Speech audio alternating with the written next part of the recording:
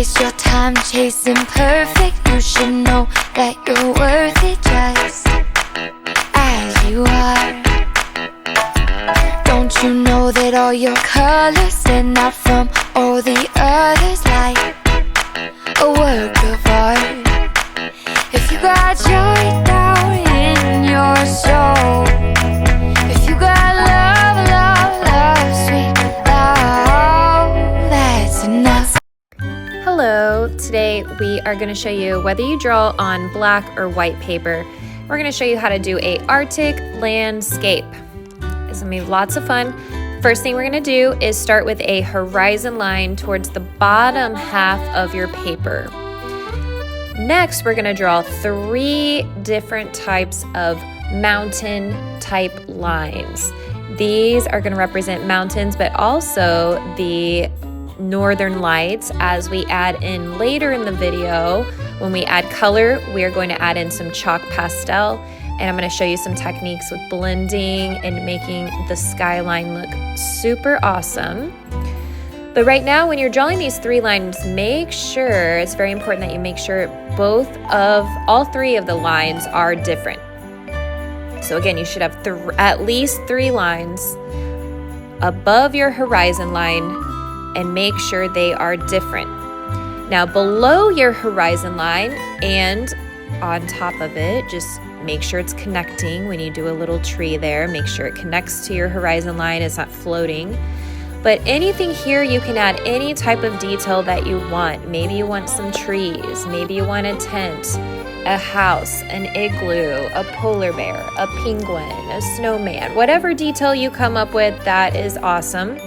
So take some time right now to draw those details.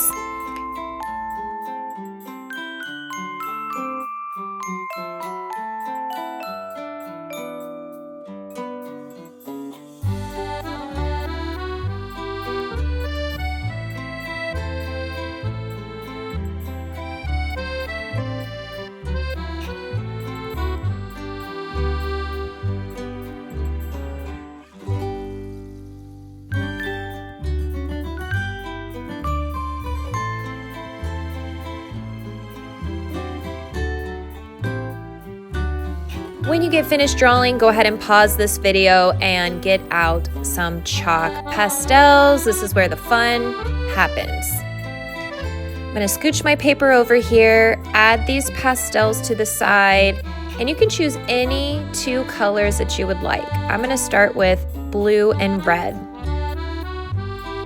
And then I'm just going to trace on top of the first line that I drew in our sky. And the thing with chalk pastels, they are going to get a little dusty. If you've ever played with sidewalk chalk before, you know this. You know that chalk is going to create some dust. What I like to do between colors is kind of shake my paper onto the table or into the floor, and we can sweep it up later. But it is going to get a little dusty. And then take your second color and go next to it. And again, trace around that cool line that you originally drew. And then here is the fun part. Take your finger, aka your blending tool, and move your finger in an upward direction on top of both of these colors. Expect to have some dust, that's okay. That's just part of working with the chalk material. We can shake that like we said, but finish your blending. Then I like to take my finger and just along the bottom, just blend any of those areas that maybe got a little wavy. Just blend them into the sky. Now I'm gonna shake that dust off and let's have the reveal. Very cool. And blend anything else. Now we're going to do the same step with the other 2 lines. Make sure that you change up the colors. I think it looks really neat when you do different types of colors on those different types of lines.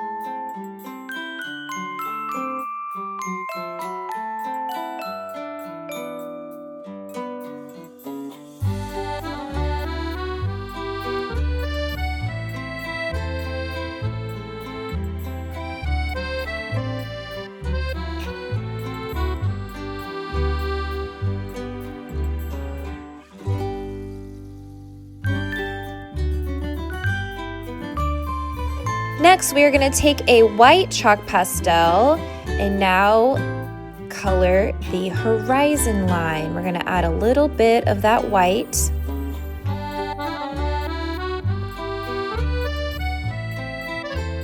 And then you will notice your hands are going to start getting a little messy. I recommend having a wet towel you can wipe them on, but try to find a clean finger for the white. That way you don't mix that color and get it all dirty. And go around any details that you might have. And it's really nice to have different values of the color. So notice I'm just adding color to the horizon line, and then I'm blending the sky with my finger. And then I will shake that excess dust off when I get completed. You can also add the chalk pastel to the ground, but when you color with a chalk pastel, you want to go very lightly. This is not a marker, this is not a crayon. Very lightly, almost like you're scribbling, almost like you're just lazily coloring your paper. But that's what you want, because then you can spread it with your blending tool, aka your finger. So take your finger again of that same color and just blend, and you just want to lightly add the color to the ground. You get that nice snow effect. So remember, when you're coloring, just a little goes a long way.